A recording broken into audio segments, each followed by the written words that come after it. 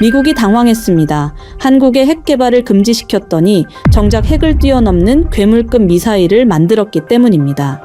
이 괴물 미사일이 공개되자 일본과 중국이 즉각 반발했고 무엇보다 북한 김정은이 발칵 뒤집히고 말았죠.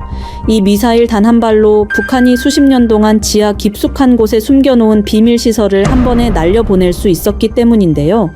전 세계가 경악한 이 한국의 괴물급 미사일을 피해 과연 북한 두더지들은 어디로 숨을 수 있을까요?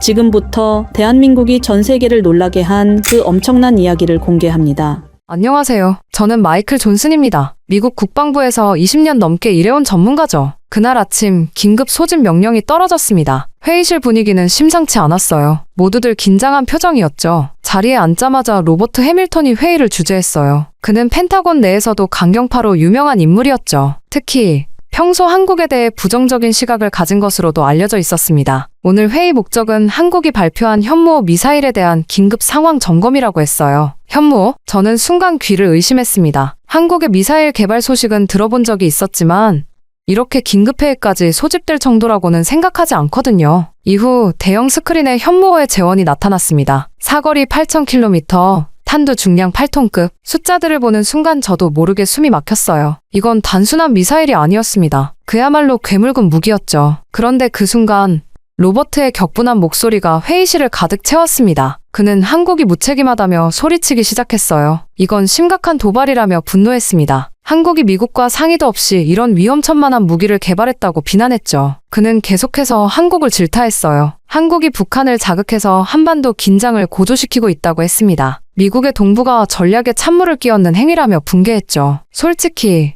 저 또한 과연 한국이 이 정도 수준의 미사일을 독자 개발할 능력이 있을까? 라는 의문이 들었어요. 지금까지 알고 있던 한국의 기술력과는 차원이 다른 수준이었거든요. 바로 그때 정보 담당관이 급하게 들어왔습니다. 긴급보고 내용은 충격적이었어요. 북한 김정은이 현무호 발표 이후 크게 동요하고 있다는 첩보였습니다. 그 소식에 회의실이 순식간에 술렁였어요. 김정은이 동요한다는 건 이 미사일의 위력이 정말 대단하다는 뜻일 테니까요. 로버트는 주먹으로 탁자를 내리쳤어요. 바로 이것이라며 소리쳤습니다. 한국의 경솔한 행동이 한반도 전체를 위험에 빠뜨리고 있다고 분노했죠. 동맹국이라면 이런 중대한 결정을 사전에 협의했어야 한다며 비난을 이어갔습니다. 하지만 저는 다른 생각이 들었어요. 김정은이 이렇게 반응한다는 건 현무호가 북한에게 실질적인 위협이 된다는 의미였죠. 그렇다면 이 미사일은 단순한 과시용이 아닐 가능성이 높았습니다. 동시에 저는 충격을 감출 수 없었습니다. 지금까지 한국을 그저 미국의 동맹국 정도로만 생각했는데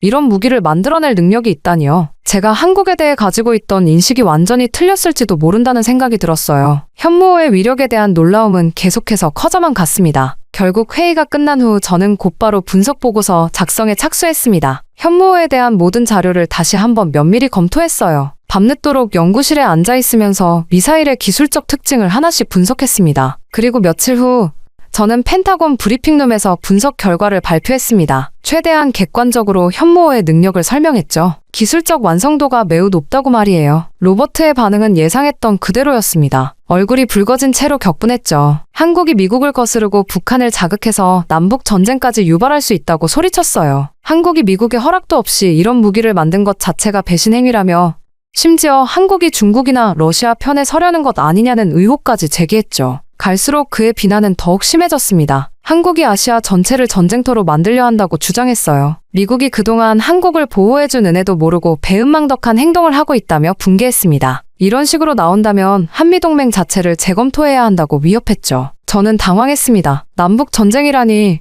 이건 너무 극단적인 해석이었거든요. 현무호는 명백히 방어용 무기로 보였거든요. 그런데 왜 이렇게 과도하게 해석하는 걸까요? 한국이 북한의 위협에 대응하기 위한 정당한 자위권 행사라고 생각했는데 말이에요. 바로 그때 또 다른 긴급 보고가 들어왔습니다. 북한이 현무호 발표와 함께 새로운 무기 개발 연구를 시작했다는 첩보였습니다. 김정은이 직접 지시했다는 내용이었어요. 심지어 남북 전쟁 가능성이 제기되고 있다는 보고까지 이어졌습니다. 북한이 현무호에 대응하기 위해 더욱 위험한 무기를 개발하려 한다는 거였죠. 그 순간 회의실의 긴장감이 극에 달했습니다. 저 역시 가슴이 조여오는 느낌이었어요. 설마 정말로 한반도에서 전쟁이 일어날 수도 있는 건가요? 정말 현무호가 이런 상황을 촉발시킨 걸까요? 로버트는 저를 노려보며 말했습니다. 바로 이것이라고 했어요. 한국의 무모한 행동이 결국 이런 결과를 낳았다며 저를 질타했습니다. 제가 현무호를 긍정적으로 평가한 것이 잘못됐다고 비난했죠. 그렇게 회의는 점점 더 격렬해졌습니다. 각 부서의 의견이 완전히 갈렸어요. 어떤 이는 한국을 강력히 제재해야 한다고 했고, 또 어떤 이는 신중하게 접근해야 한다고 주장했습니다. 저는 그 사이에서 어떤 입장을 취해야 할지 갈등했어요. 그런 복잡한 상황 속에서 며칠이 지났습니다. 펜타곤 내부는 현무호 문제로 완전히 분열된 상태였어요. 바로 그때 예상치 못한 소식이 전해졌습니다. 한국 현지 조사단을 구성한다는 발표였어요. 현무호의 실체를 직접 확인하고 한국 정부와 협의하기 위한 목적이었습니다. 더 놀라운 소식은 조사단 책임자로 제가 선정됐다는 통보였어요. 순간 믿을 수 없었습니다. 이런 중요한 임무를 저에게 맡긴다니요. 떨리는 마음으로 임명장을 받아들었습니다. 이후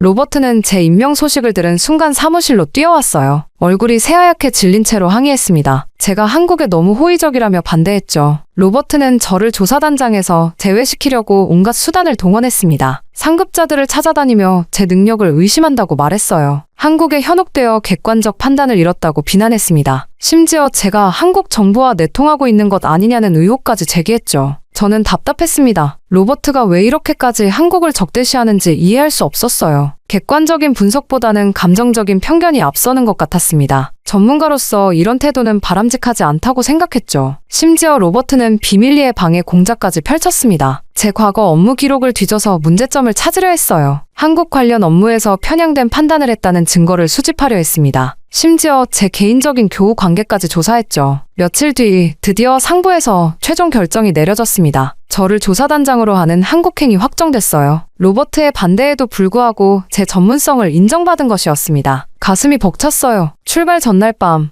저는 사무실에서 마지막 준비를 했습니다. 한국에서 만날 사람들에 대한 자료를 검토했어요. 국방연구원, 국방부 관계자들과의 면담 일정도 확인했습니다. 긴장되면서도 기대가 됐어요. 로버트는 마지막까지 저를 찾아왔습니다. 한국에서 쏘가 넘어가지 말라고 경고했어요. 그들의 화려한 겉모습에 현혹되지 말고 냉정하게 판단하라고 당부했습니다. 저는 묵묵히 들었지만 사실 다 흘려듣고 있었죠. 시간이 흘러 마침내 인천공항에 도착한 순간부터 저는 충격을 받았습니다. 공항 자체가 제가 상상했던 것보다 훨씬 현대적이고 체계적이었어요. 깔끔하고 효율적인 시설들을 보며 첫 번째 선입견이 깨지기 시작했습니다. 한국 정부에서 나온 영접팀을 만났습니다. 모두들 정중하면서도 전문적인 모습이었어요. 저는 속으로 놀랐습니다. 로버트가 묘사했던 것과는 완전히 달랐거든요. 이들은 분명히 준비된 전문가들이었습니다. 서울로 향하는 차 안에서 바라본 풍경은 더욱 놀라웠어요. 고층 빌딩들이 즐비하게 늘어서 있었고 도로 인프라도 미국 못지않게 발달되어 있었습니다. 제가 생각했던 한국의 모습과는 차원이 달랐어요. 다음날 국방연구원을 방문했습니다. 건물에 들어서는 순간 저는 말문이 막혔어요. 최첨단 연구시설들이 곳곳에 배치되어 있었습니다. 연구원들의 표정도 진지하고 열정적이었죠. 이서윤 연구원을 처음 만났을 때의 인상은 강렬했습니다. 38세인 그녀는 차분하면서도 예리한 눈빛을 가지고 있었어요. 현무호 프로젝트의 핵심 연구원이라는 소개를 들었을 때 저는 의외라는 생각이 들었습니다. 이렇게 젊은 연구원이 그런 중요한 프로젝트를 담당한다니요. 이서윤은 제게 연구소 곳곳을 안내해 주었습니다. 미사일 설계실, 시뮬레이션 센터, 각종 실험실들을 둘러보며 저는 점점 더 놀라게 됐어요. 이곳의 기술 수준이 제가 예상했던 것보다 훨씬 높았거든요. 그때 박진우 장교를 만났습니다. 42세인 그는 국방부 소속으로 현무호 프로젝트의 군사적 측면을 담당하고 있었어요. 첫인상부터 강인하고 자부심이 넘치는 모습이었습니다. 한국군에 대한 깊은 애정과 충성심이 느껴졌죠. 박진우는 저를 보는 눈빛이 조금 경계심 섞여 있었어요. 미국에서 온 조사관을 완전히 신뢰하지는 않는다는 느낌이었습니다. 하지만 동시에 자신들의 성과를 당당하게 보여주고 싶어하는 의지도 엿보였어요. 연구소 투어가 끝난 후 브리핑룸에서 본격적인 설명을 들었습니다. 이서윤이 현무호의 기술적 특징을 상세히 설명해 주었어요. 그녀의 전문성은 정말 인상적이었습니다. 복잡한 기술적 내용을 명확하게 전달하는 능력이 뛰어났죠. 저는 질문을 쏟아냈습니다. 추진체 기술, 유도 시스템, 정밀도 등에 대해 자세히 물어봤어요. 이서윤은 모든 질문에 정확하고 신속하게 답변했습니다. 그녀의 답변을 들으며 저는 한국의 기술력을 인정하지 않을 수 없었어요.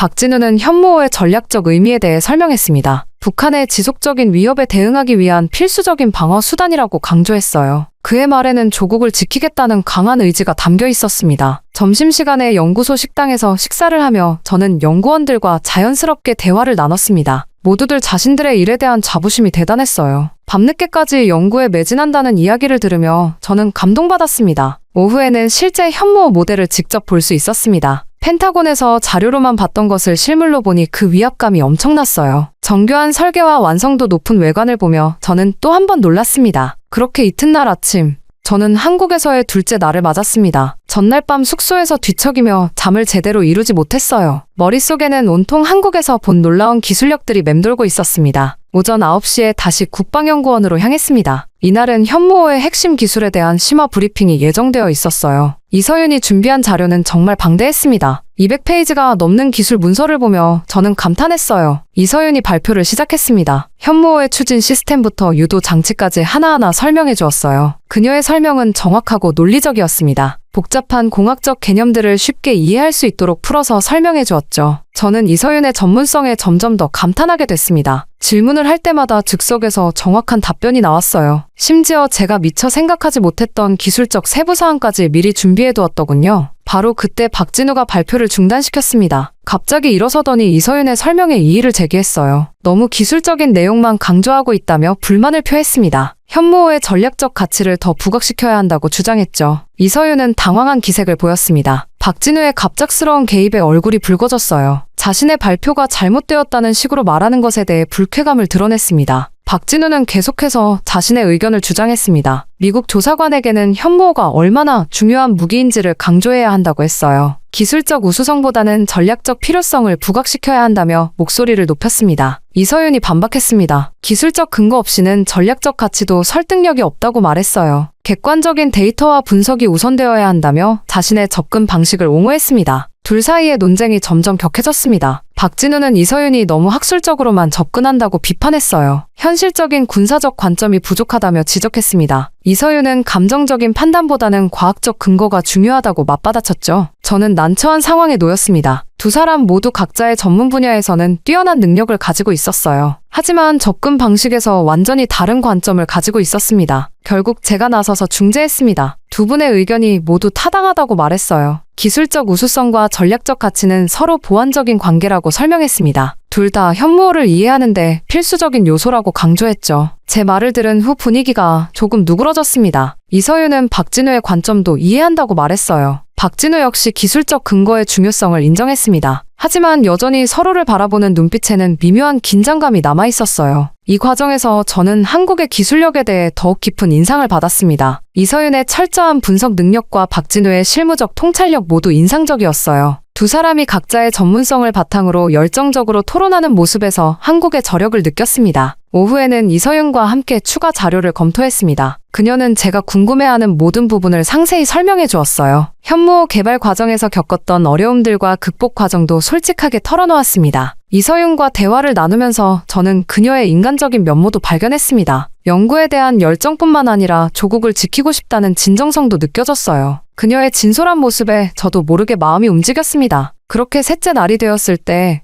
저는 현무호의 진정한 능력을 확인할 기회를 얻었습니다. 국방연구원에서 실제 시험 발사 데이터를 공개해주기로 한 것이었어요. 이서윤이 급히 자료실로 저를 안내했습니다. 자료실에 들어선 순간 저는 숨이 막혔습니다. 벽면을 가득 채운 모니터들에는 현무호의 모든 시험 발사 기록이 담겨 있었어요. 궤도 추적 데이터, 정밀도 측정 결과, 파괴력 분석까지 상상을 초월하는 수준이었습니다. 이서윤이 하나씩 설명해 주었습니다. 현무호의 정밀도는 오차 범위 10m 이내라고 했어요. 8,000km를 날아가서 10m 오차라니 이건 정말 놀라운 수준이었습니다. 미국의 최신 미사일과 비교해도 전혀 뒤지지 않는 성능이었죠. 더욱 충격적인 것은 한국이 이 모든 기술을 독자적으로 개발했다는 사실이었습니다. 이서윤은 자랑스럽게 말했어요. 외국 기술에 의존하지 않고 순수 국산 기술로만 만들어낸 결과라고 했습니다. 저는 한국의 전략적 판단력에 감탄했습니다. 현무호는 단순한 무기가 아니었어요. 한반도의 안보 균형을 완전히 바꿀 수 있는 게임 체인저였습니다. 북한이 그토록 동요할 만한 이유가 있었던 거죠. 오후에 이서윤과 함께 연구소 카페에서 커피를 마셨습니다. 업무적인 대화에서 시작해서 점점 개인적인 이야기로 넘어갔어요. 이서윤은 어린 시절부터 과학자가 되고 싶었다고 말했습니다. 조국을 지키는 기술을 만들고 싶다는 꿈이 있었다고 했어요. 그녀의 진솔한 이야기를 들으며 저는 점점 더 감동받았습니다. 단순히 뛰어난 연구원이 아니라 깊은 신념을 가진 사람이었어요. 현무호 개발 과정에서 밤낮 없이 연구에 매진했다는 이야기도 들었습니다. 이서윤과의 관계가 깊어지는 것을 박진우가 예민하게 지켜보고 있었습니다. 저희가 대화하는 모습을 멀리서 바라보는 그의 표정이 점점 굳어지고 있었어요. 뭔가 불편해하고 있다는 것이 역력했습니다. 다음날 박진우가 저를 따로 만나자고 했습니다. 연구소 밖 조용한 카페에서 만났어요. 그는 처음부터 직설적으로 말했습니다. 이서윤과 너무 가까워지는 것 같다며 경고했어요. 박진우의 말투에는 질투심이 묻어 있었습니다. 이서윤이 자신의 동료이고 소중한 사람이라고 강조했어요. 외국인인 저와 너무 친밀해지는 것은 바람직하지 않다고 말했습니다. 저는 당황스러웠습니다. 업무적인 관계일 뿐이라고 해명했어요. 하지만 박진우는 믿지 않는 듯 했습니다. 이서윤을 보호해야 한다는 의무감에 사로잡혀 있는 것 같았어요. 박진우와의 대화는 점점 격해졌습니다. 그는 제가 한국을 조사하러 온 것이지 개인적인 관계를 맺으러 온 것이 아니라고 지적했어요. 임무에 충실해야 한다며 선을 그었습니다. 저는 박진우의 마음을 이해하려고 노력했습니다. 그 역시 이서윤을 아끼고 있었고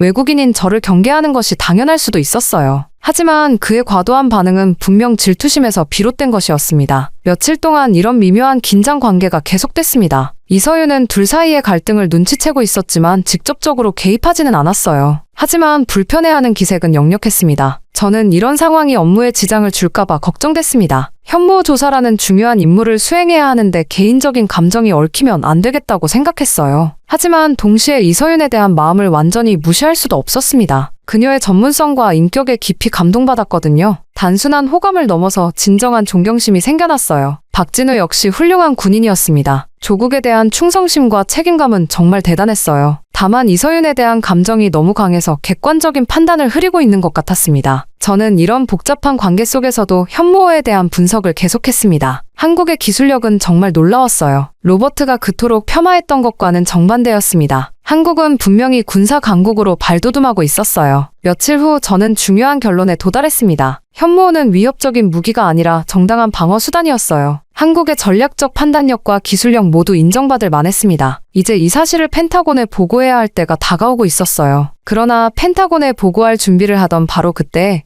충격적인 첩보가 들어왔습니다. 한국 정보당국에서 긴급히 저를 불렀어요. 국정원 관계자가 직접 연구소로 찾아왔습니다. 그의 표정이 심상치 않았어요. 브리핑룸에서 들은 내용은 정말 놀라웠습니다. 북한이 현무호 발표 이후 극심한 위기감에 빠져있다는 구체적인 첩보였어요. 김정은이 직접 군부 고위층들을 소집해서 대응 방안을 논의하고 있다고 했습니다. 더욱 심각한 것은 북한 내부의 공포 분위기였습니다. 현무호의 위력을 분석한 북한 전문가들이 충격에 빠져있다는 보고였어요. 기존의 어떤 방어 시설로도 막을 수 없다는 결론을 내렸다고 했습니다. 저는 가슴이 두근거렸습니다. 북한이 이렇게 극도로 반응한다는 것은 현무호의 위력이 정말 대단하다는 증거였어요. 동시에 한국이 이런 무기를 개발한 배경을 더욱 깊이 이해하게 됐습니다. 이서윤과 박진우도 이 첩보 브리핑에 참석했습니다. 두 사람 모두 긴장한 표정이었어요. 북한의 반응이 예상보다 훨씬 강렬하다는 것을 알고 있었지만 이 정도일 줄은 몰랐다고 했습니다. 국정원 관계자는 계속해서 충격적인 정보를 공개했습니다. 북한이 현무호에 대응하기 위해 중국과 러시아의 도움을 요청했다는 첩보였어요. 하지만 두 나라 모두 소극적인 반응을 보이고 있다고 했습니다. 더 놀라운 것은 북한 군부 내에서 분열이 일어나고 있다는 소식이었습니다. 일부는 강경 대응을 주장하고 있고 다른 일부는 협상을 통한 해결을 제안하고 있다고 했어요. 김정은도 결정을 내리지 못하고 고민하고 있다는 것이었죠. 저는 이런 상황을 들으며 한국의 국제사회에 대한 책임감에 깊은 인상을 받았습니다. 이서윤이 말했어요. 현무호는 단순한 무기가 아니라 평화를 지키기 위한 도구라고 했습니다. 북한의 도발을 억제해서 한반도 평화를 유지하려는 목적이라고 강조했어요. 박진우 역시 진지하게 말했습니다. 한국이 현무호를 함부로 사용할 생각이 전혀 없다고 했어요. 오히려 북한이 무모한 도발을 하지 못하도록 억제하는 역할을 한다고 설명했습니다. 저는 두 사람의 말을 들으며 감동받았습니다. 강력한 무기를 가지고도 절제된 태도를 보이는 것이었어요. 이것이야말로 진정한 책임감 있는 자세라고 생각했습니다. 며칠 후 또 다른 소식이 전해졌습니다. 북한이 한국의 비공식 채널을 통해 메시지를 보냈다는 것이었어요. 현무호 배치에 대해 우려를 표명하면서도 직접적인 위협은 하지 않는 내용이었습니다. 이 소식을 들은 박진우의 반응이 인상적이었습니다. 북한도 결국 현실을 인정할 수밖에 없다고 말했어요. 현무호의 존재 자체가 새로운 균형을 만들어내고 있다고 분석했습니다. 저는 박진우와의 관계에서도 변화를 느꼈습니다. 처음에는 저를 경계했던 그가 점점 마음을 열기 시작했어요. 제가 한국을 진정으로 이해하려고 노력하는 모습을 보고 인정해주는 것 같았습니다. 어느 날 저녁 박진우가 저를 따로 불렀습니다. 며칠 전과는 완전히 다른 분위기였어요. 그는 솔직하게 말했습니다. 처음에 저를 오해했다고 사과했어요. 이서윤에 대한 질투심 때문에 감정적으로 행동했다고 인정했습니다. 박진우는 계속해서 진심을 털어놓았습니다. 이서윤을 오랫동안 좋아했지만 고백하지 못했다고 했어요. 저와 이서윤이 가까워지는 것을 보며 질투가 났다고 솔직하게 말했습니다. 저는 박진우의 진솔한 모습에 감동받았습니다. 군인으로서의 강인함 뒤에 숨겨진 인간적인 면모를 발견했어요. 그 역시 저처럼 이서윤의 매력에 빠져 있었던 것이었습니다. 우리는 서로의 마음을 이해하게 됐습니다. 박진우는 제가 이서윤을 진심으로 아끼고 있다는 것을 알았어요. 저 역시 그의 마음을 충분히 이해할 수 있었습니다. 그렇게 저는 한국에서의 마지막 며칠을 의미 있게 보냈습니다. 북한의 공포와 한국의 책임감 있는 자세를 직접 목격했어요. 현무호는 단순한 무기가 아니라 평화를 지키는 수단이라는 확신이 들었습니다. 이제 펜타곤으로 돌아가서 이 모든 경험을 보고해야 할 때가 다가왔어요. 인천공항에서 미국행 비행기에 몸을 맡기며 저는 복잡한 심정이었습니다. 지난 일주일간 한국에서 경험한 모든 것들이 머릿속을 맴돌았어요. 창밖으로 점점 멀어지는 한국 땅을 바라보며 가슴 한편이 아쉬웠습니다. 워싱턴에 도착한 후 곧바로 펜타곤으로 향했습니다. 로버트를 비롯한 고위 관료들이 제 보고를 기다리고 있었어요. 브리핑룸에 들어서자 모든 시선이 저에게 집중됐습니다. 긴장되면서도 확신의 찬마음으로 발표를 시작했어요. 저는 한국에서 직접 목격한 현무호의 실체를 상세히 설명했습니다. 기술적 완성도,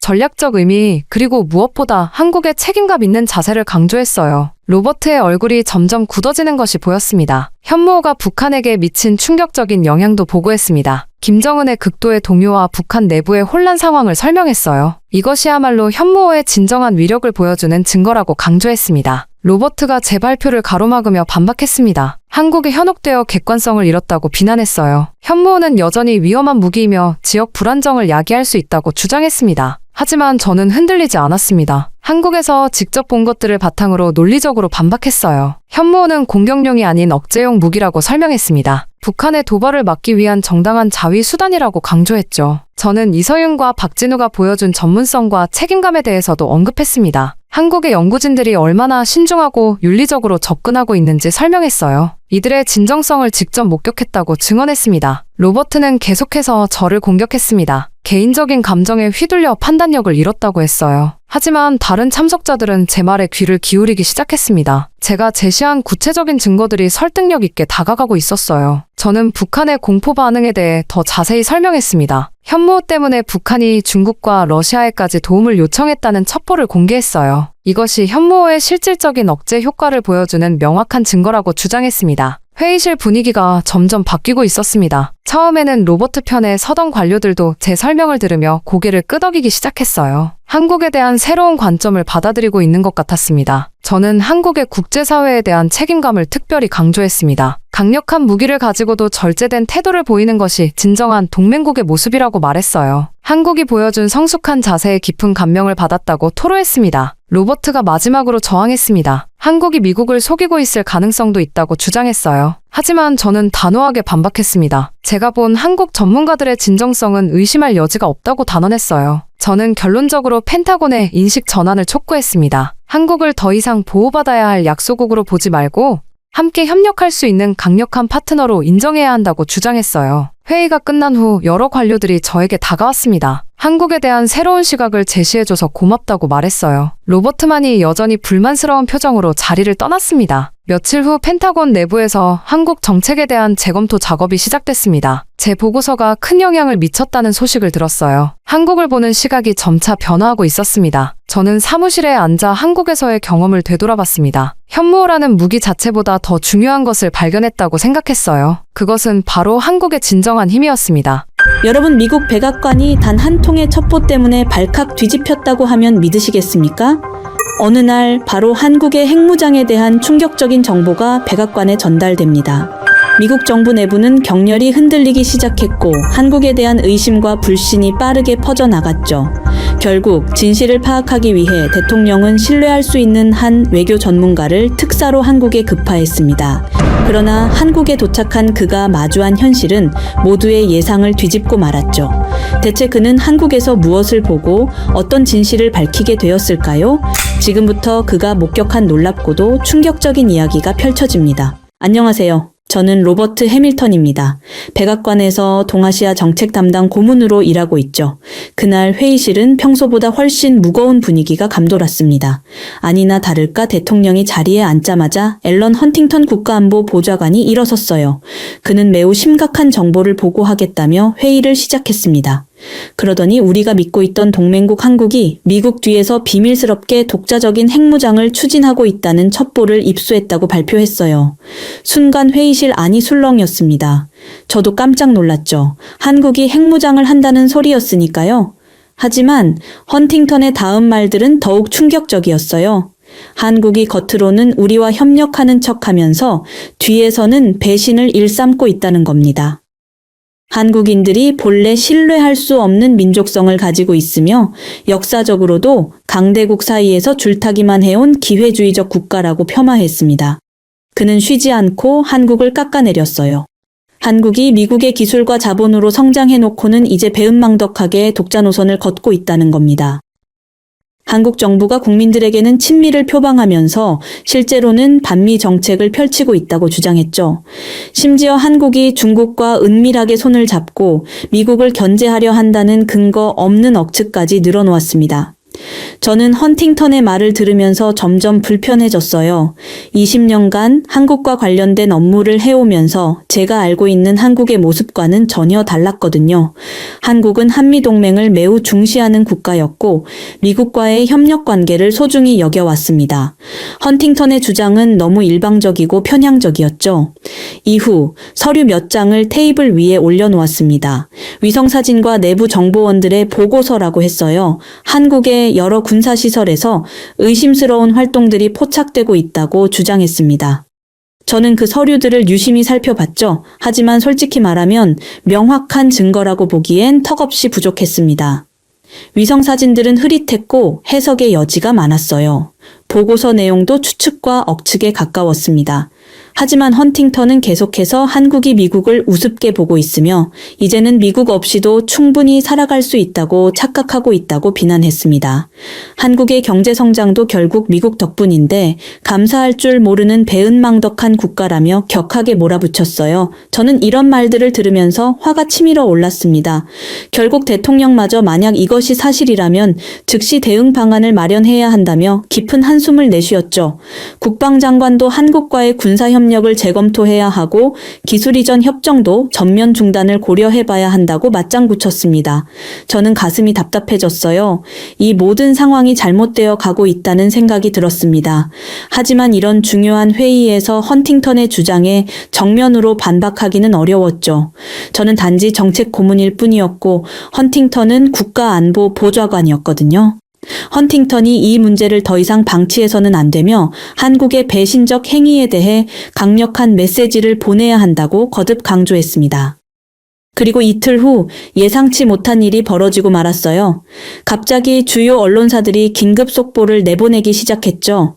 한국의 비밀 핵무장 프로그램에 대한 극비 정보가 언론에 유출된 겁니다. 저는 뉴스를 보면서 등골이 서늘해졌어요. 이건 분명히 헌팅턴이 의도적으로 흘린 정보였습니다. 뉴스 앵커가 심각한 표정으로 보도하고 있었습니다.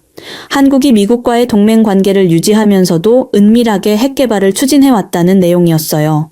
더욱 충격적인 것은 한국이 중국과 북한으로부터 핵 기술을 밀반입했다는 근거 없는 주장까지 포함되어 있다는 점이었습니다. 저는 머리가 지끈거렸습니다. 이런 식으로 정보가 흘러나가면 한미 관계가 돌이킬 수 없는 파국으로 치달을 수밖에 없었어요. 헌팅턴이 왜 이런 무모한 짓을 저지르는지 도무지 이해할 수 없었습니다. 결국 대통령실에서 긴급 소집 명령이 떨어졌습니다. 저는 다시 한번 그 무거운 회의실로 향해야 했어요.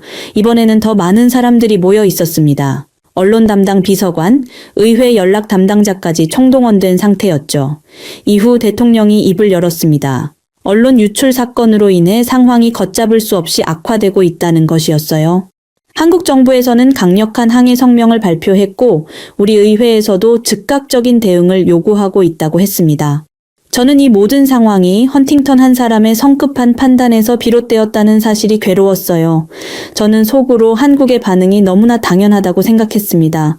아무런 근거도 없이 이런 의혹을 제기당한다면 누구라도 화가 날 수밖에 없었어요. 하지만 여전히 제 입장에서는 이런 생각을 공개적으로 표현하기 어려웠습니다. 그러자 헌팅턴이 다시 나섰습니다. 한국의 강한 반발이야말로 뭔가 숨길 것이 있다는 증거라고 주장했어요. 무고한 국가라면 이렇게 격렬하게 반응할 이유가 없다는 논리였습니다. 저는 이런 궤변을 들으면서 정말 화가 치밀어 올랐어요. 이건 완전히 억지 논리였거든요. 대통령이 결단을 내렸습니다. 이 문제를 더 이상 추측과 의혹의 차원에서 방치할 수는 없다는 것이었어요. 직접 한국의 특사를 파견해서 정확한 사실관계를 파악하겠다고 선언했습니다. 그리고 놀랍게도 그 특사로 저를 지명했죠. 제가 동아시아 정책 전문가이면서도 이번 사안에 대해 가장 중립적인 입장을 유지하고 있기 때문이라고 설명했어요. 편견 없이 객관적으로 상황을 판단할 수 있는 사람이 필요하다는 것이었습니다. 그러자 헌팅턴의 표정이 순간 일그러졌습니다. 아마도 자신이 직접 가거나 자신의 측근을 보내고 싶었을 텐데 중립적인 인물인 제가 선택된 것이 마음에 들지 않았을 거예요. 하지만 대통령의 결정이었기 때문에 어쩔 수 없이 수긍할 수밖에 없었습니다. 그리고 다음 날 아침 헌팅턴이 제 사무실로 찾아왔어요. 문을 닫자마자 바로 본론으로 들어가더군요. 그는 제가 한국에 가서 반드시 확인해야 할 것들이 있다며 두꺼운 파일을 제 책상 위에 내려놓았습니다. 파일을 열어보니 한국의 각종 군사시설 위치와 의심스러운 활동들에 대한 자료들이 빼곡히 들어있었죠.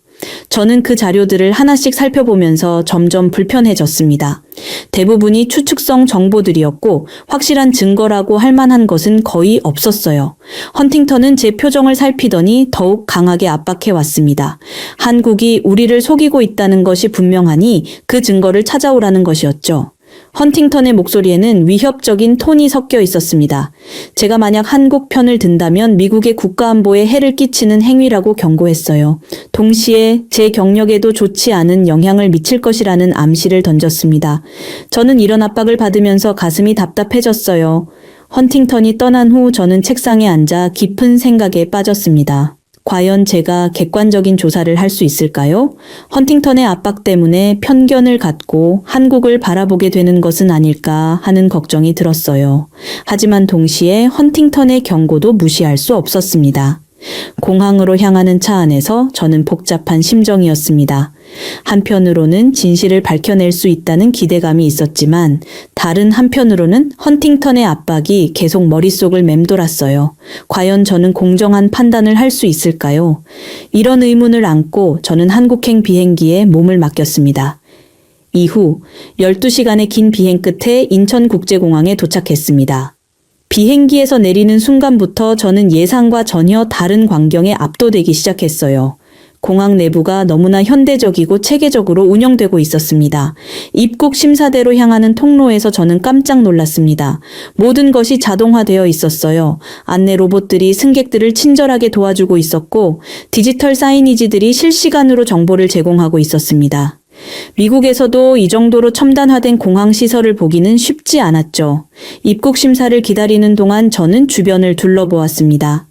공항 직원들의 움직임이 매우 효율적이고 조직적이었어요. 승객들을 안내하는 방식도 정중하면서도 전문적이었습니다. 헌팅턴이 묘사했던 한국의 모습과는 완전히 달랐죠. 입국심사관이 제 여권을 확인하면서 한국 방문 목적을 물었습니다. 저는 공식 업무차 방문이라고 답했어요. 심사관은 완벽한 영어로 환영 인사를 건네며 한국에서 좋은 시간 보내시라고 말했습니다. 그의 프로페셔널한 태도에 저는 또 한 번 감탄했어요. 짐을 찾아 나오는 곳에서 저를 마중 나온 사람을 찾았습니다. 한국 국방부 국제협력관인 이준호 대령이었어요. 그는 깔끔한 정장 차림에 단정한 모습으로 서 있었습니다. 저를 발견하자마자 정중하게 인사하며 다가왔죠.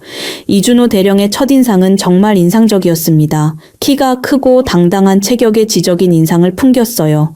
영어도 유창했고 매너도 세련되었습니다. 제 짐을 들어주려고 하는 그의 모습에서 진정한 예의를 느꼈죠. 공항에서 나오는 길에 이준호 대령이 한국의 현재 상황에 대해 간단히 브리핑해 주었습니다. 최근 미국에서 제기된 의혹들로 인해 한국 정부가 매우 당황스러워하고 있다고 했어요. 하지만 진실을 밝히기 위해 최대한 협조하겠다는 의지를 보였습니다. 저는 이준호 대령의 말을 들으면서 그의 진정성을 느꼈습니다. 그는 감정적으로 대응하지 않고 차분하고 논리적으로 상황을 설명했어요. 만약 정말로 뭔가 숨길 것이 있다면 이렇게 침착할 수 있을까 하는 생각이 들었습니다. 호텔로 향하는 차 안에서 저는 서울의 모습을 지켜봤습니다. 도시 전체가 질서정연하게 운영되고 있었어요. 교통 시스템도 매우 체계적이었고 건물들도 현대적이면서도 조화롭게 배치되어 있었습니다. 이런 모습들이 헌팅턴이 말했던 불안정하고 신뢰할 수 없는 국가의 모습과는 전혀 달랐죠. 이준호 대령이 한국의 발전상에 대해 자랑스럽게 설명해 주었습니다. 불과 수십 년 전만 해도 가난한 나라였지만 국민들의 노력으로 이만큼 성장했다고 했어요. 특히 기술 분야에서 많은 성과를 이뤄냈다며 겸손하면서도 자신감 있게 말했습니다. 호텔에 도착해서 체크인을 하는 동안에도 저는 계속 놀랐습니다. 호텔 서비스의 질이 세계 어느 나라와 비교해도 뒤지지 않았어요. 직원들의 친절함과 전문성이 정말 인상적이었습니다. 이런 서비스 수준을 보면서 한국이 얼마나 선진화된 나라인지 실감했죠. 저녁 식사 자리에서 이준호 대령과 더 깊은 대화를 나누었습니다. 그는 한국의 안보 상황에 대해 솔직하게 이야기해 주었어요. 북한의 위협과 중국의 부상 속에서 한국이 어떤 어려움을 겪고 있는지 설명했습니다. 동시에 한미동맹이 얼마나 소중한지도 강조했죠. 이준호 대령의 설명을 들으면서 저는 한국의 입장을 이해하게 되었습니다. 한국은 지정학적으로 매우 어려운 위치에 있었어요.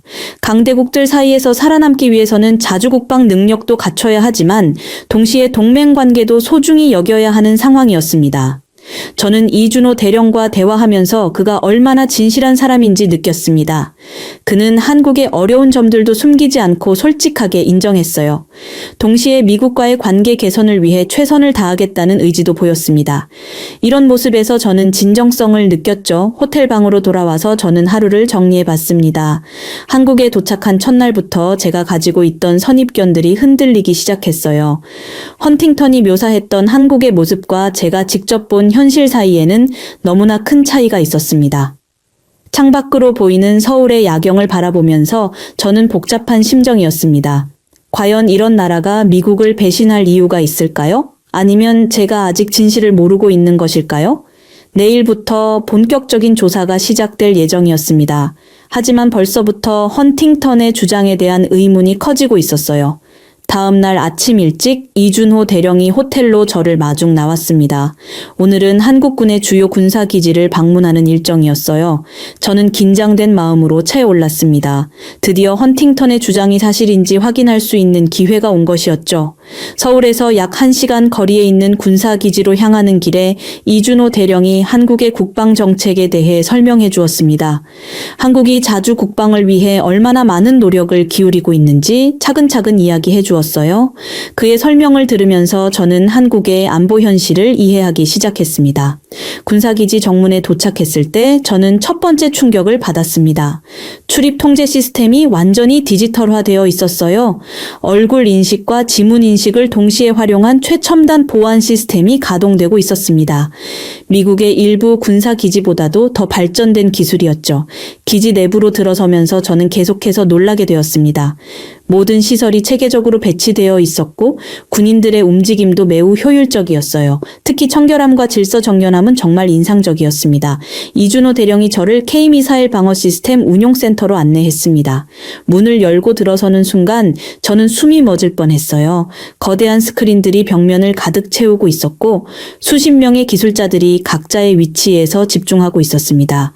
운용센터의 책임자가 시스템에 대해 브리핑해 주었습니다. 한국이 독자 개발한 미사일 방어 시스템의 성능은 정말 놀라웠어요.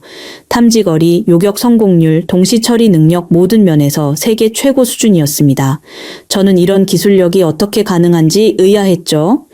더욱 충격적인 것은 이 모든 기술이 순수하게 한국의 독자 개발이라는 점이었습니다. 물론 초기에는 미국의 기술 지원이 있었지만 현재는 완전히 독립적인 시스템으로 발전했다고 했어요. 심지어 일부 분야에서는 미국의 기술을 뛰어넘는 수준에 도달했다는 설명이었습니다. 다음으로 방문한 곳은 AI 통제 시스템 개발센터였습니다. 여기서 저는 또 다른 충격을 받았어요. 한국이 개발한 인공지능 기반 전술 통제 시스템은 정말 혁신적이었습니다. 실시간으로 전장 상황을 분석하고 최적의 대응 방안을 제시하는 능력이 탁월했죠. 오후에는 최신형 전투 장비들을 직접 볼 수 있는 기회가 있었습니다. 한국이 개발한 차세대 전투기, 첨단 전차, 무인 정찰기 등을 차례로 견학했어요. 각각의 장비들이 보여주는 기술력은 정말 놀라웠습니다. 특히 전투기의 경우 미국의 최신 기종과 비교해도 전혀 뒤지지 않는 성능을 자랑했죠. 장비들을 설명해주는 기술자들의 자신감도 인상적이었습니다. 그들은 자신들이 개발한 기술에 대해 매우 자랑스러워했어요. 동시에 기술의 한계와 개선점에 대해서도 솔직하게 인정했습니다. 하루 종일 군사기지를 둘러보면서 저는 완전히 혼란스러워졌습니다. 헌팅턴이 주장했던 한국의 모습과는 정반대였어요. 한국은 미국의 기술을 훔치려 하거나 의존하려 하지 않았습니다. 오히려 독자적인 기술력으로 당당하게 서 있었죠. 저녁에 이준호 대령과 기지 내 식당에서 식사를 하면서 더 깊은 이야기를 나누었습니다. 그는 한국이 왜 자주 국방에 이렇게 많은 투자를 하는지 설명해 주었어요. 지정학적 위치상 언제든 위기 상황이 발생할 수 있기 때문에 스스로를 지킬 수 있는 능력이 필요하다는 것이었습니다. 그 다음 날 아침, 저는 평소보다 일찍 잠에서 깼습니다. 어젯밤 본 한국의 놀라운 기술력 때문에 머릿속이 복잡했어요. 샤워를 하고 아침 식사를 준비하는데 갑자기 휴대폰이 울렸습니다. 워싱턴에서 온 전화였죠. 전화를 받자마자 저는 깜짝 놀랐습니다. 헌팅턴의 목소리가 평소보다 훨씬 차갑고 날카로웠어요. 그는 제가 한국에서 보낸 중간 보고서에 대해 강한 불만을 표출했습니다. 한국의 기술력을 과도하게 평가하고 있다며 비판했죠. 헌팅턴은 제가 한국 측의 일방적인 주장만 듣고 있다고 지적했습니다. 한국이 저를 속이기 위해 연출된 장면들만 보여주고 있을 가능성을 제기했어요. 저는 그의 말을 들으면서 가슴이 답답해졌습니다. 더욱 충격적인 것은 헌팅턴이 워싱턴에서 제게 대한 악의적인 소문들을 퍼뜨리고 있다는 사실이었습니다. 제가 한국 측에 포섭되어 객관적 판단력을 잃었다는 루머가 백악관 내부에 돌고 있다고 했어요. 심지어 제가 한국으로부터 금전적 혜택을 받았을 가능성까지 제기되고 있다는 것이었습니다. 저는 이런 터무니없는 의혹에 분노가 치밀어 올랐습니다. 20년간 성실하게 일해온 제 경력과 신뢰성이 하루아침에 의심받고 있는 상황이었어요. 헌팅턴이 왜 이런 악질적인 방법을 사용하는지 도무지 이해할 수 없었습니다. 전화가 끝난 후 저는 한동안 멍하니 앉아 있었습니다. 머리가 지끈거렸고 속이 메스꺼웠어요. 스트레스가 몰려오면서 식욕도 완전히 사라졌습니다. 이런 상황에서 어떻게 객관적인 조사를 계속할 수 있을까 하는 절망감이 들었죠. 오전 10시경 이준호 대령이 호텔로 저를 마중 나왔습니다. 그는 제 안색을 보고 즉시 무언가 잘못되었다는 것을 눈치챘어요. 저는 처음에는 괜찮다고 했지만 결국 워싱턴에서 일어나고 있는 상황을 솔직하게 털어놓았습니다. 이준호 대령은 제 이야기를 끝까지 조용히 들어주었습니다. 그리고 나서 매우 현명한 조언을 해주었어요. 정치적 압박과 루머에 흔들리지 말고 자신이 직접 본 것과 느낀 것을 믿으라고 했습니다. 진실은 결국 드러나게 되어 있다며 위로해 주었죠. 그의 차분하고 따뜻한 말투에 저는 조금씩 마음이 진정되었습니다. 이준호 대령은 자신도 비슷한 경험이 있다고 말했어요. 정치적 이해관계 때문에 진실이 왜곡되는 경우를 여러 번 봤다고 했습니다. 하지만 결국에는 진실이 승리한다는 믿음을 가지고 있다고 했죠. 오늘 일정은 한국 국방부 연구소 방문이었습니다. 차를 타고 이동하는 동안 이준호 대령이 제 기분을 전환시켜주려고 노력했어요. 한국의 아름다운 자연경관과 역사에 대해 이야기해 주었습니다. 그의 배려 덕분에 저는 조금씩 평정심을 되찾을 수 있었죠. 점심시간에 이준호 대령과 조용한 식당에서 식사를 했습니다. 저는 여전히 식욕이 없었지만 그가 권하는 음식을 조금씩 먹어봤어요. 한국 전통 음식의 깊은 맛을 느끼면서 조금씩 기분이 나아지기 시작했습니다. 오후에 저는 헌팅턴으로부터 또 다른 전화를 받았습니다. 이번에는 더욱 직접적으로 위협해 왔어요. 제가 계속 이런 식으로 한국 편을 든다면 귀국 후 불이익을 당할 수 있다고 경고했습니다. 저는 이런 노골적인 협박에 분노했지만 동시에 두려움도 느꼈어요. 전화를 끊고 나서 저는 심각한 갈등에 빠졌습니다. 헌팅턴의 압박을 굴복하고 그가 원하는 보고서를 작성해야 할까요? 아니면 제가 본 진실을 그대로 보고해야 할까요? 이런 고민으로 머리가 지끈거렸습니다. 이준호 대령은 제 상황을 이해한다며 다시 한번 위로해 주었습니다. 진실을 밝히는 것이 결국 양국 모두에게 도움이 될 것이라고 했어요. 단기적으로는 어려움이 있을 수 있지만 장기적으로는 올바른 선택이라고 격려해 주었습니다. 잠자리에 들면서 저는 결심을 굳혔습니다. 어떤 압박이 있더라도 제가 본 진실을 왜곡하지는 않겠다고 마음먹었어요. 비록 어려운 길이 될 수도 있지만 그것이 옳은 일이라고 믿었습니다. 그런 결심을 안고 맞은 새벽, 저는 더욱 확고한 마음으로 일어났습니다. 오늘은 한국 국방부 핵심 연구소를 방문하는 날이었어요. 이준호 대령이 특별히 마련한 일정으로 한국의 진짜 군사기술 수준을 확인할 수 있는 마지막 기회였습니다. 연구소로 향하는 차 안에서 이준호 대령이 조심스럽게 말했습니다. 오늘 보게 될 자료들은 한국의 최고 기밀에 해당하는 것들이라고 했어요. 평소라면 외국인에게 공개하지 않는 내용들이지만 미국과의 오해를 풀기 위해 특별히 허가받았다고 설명했습니다. 연구소에 도착하자 엄격한 보안 검색을 받았습니다. 휴대폰과 모든 전자기기를 맡겨야 했어요. 지하 5층까지 내려가는 엘리베이터 안에서 저는 긴장감을 느꼈습니다. 연구소 내부는 완전히 다른 세계였습니다. 최첨단 장비들이 늘어선 복도를 지나며 저는 경탄했어요. 각 실험실마다 세계 최고 수준의 연구가 진행되고 있었습니다. 첫 번째로 안내받은 곳은 미사일 기술 연구실이었습니다.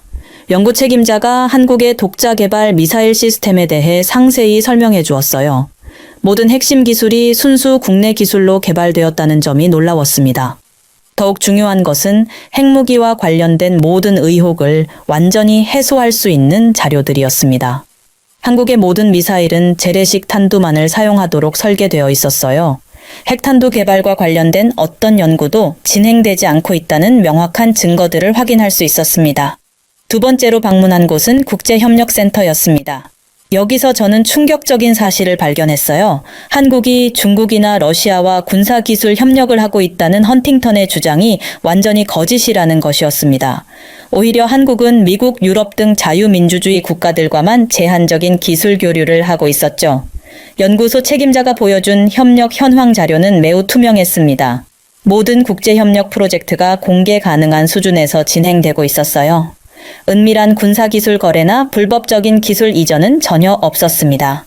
점심시간에 연구소 내 식당에서 여러 연구원들과 식사를 함께 했습니다. 그들은 자신들의 연구에 대해 진심으로 자부심을 가지고 있었어요. 동시에 한미 과학기술 협력의 중요성에 대해서도 강조했습니다. 오후에는 가장 민감한 부분인 정보 보안 시스템을 살펴볼 수 있었습니다. 한국이 어떤 방식으로 군사기밀을 보호하고 있는지 직접 확인했어요. 보안 수준이 너무나 철저해서 외부로의 정보 유출 가능성은 거의 없어 보였습니다. 연구소 견학을 마치고 나서 이준호 대령과 별도 회의실에서 대화를 나누었습니다. 그는 오늘 본 모든 것들이 한국의 진실된 모습이라고 강조했어요. 한국이 미국을 속이거나 배신할 이유가 전혀 없다는 점을 거듭 설명했습니다. 저는 마침내 확신을 가질 수 있었습니다. 헌팅턴의 모든 주장이 근거 없는 억측이었다는 것을 말이에요. 한국은 정직하고 투명하게 자주 국방 능력을 기르고 있었습니다. 이준호 대령이 마지막으로 중요한 서류를 건네주었습니다. 한국의 모든 군사 개발 프로그램과 국제협력 현황을 정리한 공식 문서였어요. 이 자료들은 헌팅턴의 의혹을 완전히 반박할 수 있는 결정적 증거들이었습니다. 호텔로 돌아와서 저는 상세한 보고서 작성을 시작했습니다. 오늘 확인한 모든 사실들을 빠짐없이 기록했어요. 한국의 투명성과 성실함, 그리고 한미동맹에 대한 진정한 의지를 강조했습니다. 그렇게 워싱턴으로 돌아온 지 이틀 후 저는 백악관 국가안보회의에 참석하게 되었습니다. 한국에서 확인한 진실을 보고할 중요한 순간이었어요. 손에는 이준호 대령이 건네준 결정적 증거 자료들이 들려 있었습니다. 회의실에 들어서자 익숙한 얼굴들이 보였습니다. 대통령을 비롯해 국무장관, 국방장관, 그리고 헌팅턴까지 모두 자리에 앉아 있었어요. 헌팅턴의 표정은 여전히 자신만만해 보였지만 저는 이제 흔들리지 않았습니다. 대통령이 저에게 한국 조사 결과를 보고하라고 지시했습니다. 저는 깊게 숨을 들이쉬고 차분하게 시작했어요. 한국에서 직접 목격한 모든 것들을 체계적으로 설명하기 시작했습니다. 먼저 한국의 핵무장 의혹이 완전히 근거 없는 것임을 명확히 밝혔습니다. 한국의 모든 미사일 시스템은 재래식 탄두만을 사용하도록 설계되어 있었고 핵 개발과 관련된 어떤 연구도 진행되지 않고 있었다고 보고했어요. 헌팅턴의 얼굴이 점점 굳어지기 시작했습니다. 저는 계속해서 한국의 투명한 국제협력 현황을 설명했어요. 중국이나 러시아와의 불법적 군사기술 거래는 전혀 없었고 오히려 미국과 서방 동맹국들과만 공개적인 협력을 하고 있다고 밝혔습니다. 더 나아가 한국의 뛰어난 독자 기술력에 대해서도 상세히 보고했습니다. 한국이 미국의 기술을 의존하거나 훔치려 하는 것이 아니라 순수하게 자체 개발한 기술로 자주 국방을 실현하고 있다고 설명했어요. 저는 한국 연구소에서 받은 공식 문서들을 하나씩 제시했습니다. 모든 군사개발 프로그램의 투명한 현황과 국제협력 내역이 명시된 자료들이었어요. 이 증거들 앞에서 헌팅턴의 주장들은 하나씩 무너져갔습니다. 대통령이 심각한 표정으로 헌팅턴을 바라봤습니다. 왜 이런 중대한 오판이 발생했는지 설명하라고 요구했어요. 헌팅턴은 당황한 기사액을 감추지 못했습니다. 그의 자신만만했던 표정은 온데간데 없이 사라졌죠. 국무장관과 국방장관도 저의 보고 내용에 깊은 관심을 보였습니다. 특히 한국의 기술력과 투명성에 대해 놀라워했어요. 이런 반응들을 보면서 저는 진실을 밝혀낸 것에 대한 보람을 느꼈습니다. 헌팅턴이 마지막으로 반박을 시도했지만 이미 늦었습니다. 제가 제시한 구체적이고 명확한 증거들 앞에서 그의 추측성 주장들은 설득력을 잃었어요. 회의실 안의 분위기도 완전히 바뀌었습니다. 대통령이 최종 결론을 내렸습니다. 한국에 대한 의혹은 근거 없는 것으로 판단하며 앞으로 한국을 미국과 동등한 파트너로 인정하겠다고 선언했어요. 동시에 이번 사태의 책임을 물어 헌팅턴의 사임을 받아들이겠다고 발표했습니다. 회의가 끝나고 나서 저는 복잡한 심정이었습니다. 진실이 밝혀진 것은 다행이었지만 이런 오해가 발생한 것 자체가 아쉬웠어요. 편견과 선입견이 얼마나 위험한 결과를 초래할 수 있는지 뼈저리게 느꼈습니다. 며칠 후 한국 정부로부터 감사 인사가 전해졌습니다. 이준호 대령도 개인적으로 연락을 보내와 고마움을 표했어요. 진실을 밝혀준 것에 대해 진심으로 감사한다는 내용이었습니다. 이번 경험을 통해 저는 중요한 교훈을 얻었습니다.